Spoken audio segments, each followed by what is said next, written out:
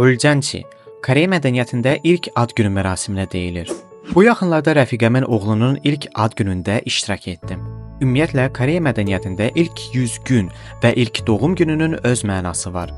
Gəlin tarixə nəzər salaq. İlk ad günü bütün dünyada çox mühüm hadisədir. Ancaq Koreyada bu mərasim özünə məxsus şəkildə qeyd edilir. Belə ki, hardasa 60 il əvvəl Cənubi Koreya Somalidən sonra dünyanın ən kasıb ölkələrindən biri idi.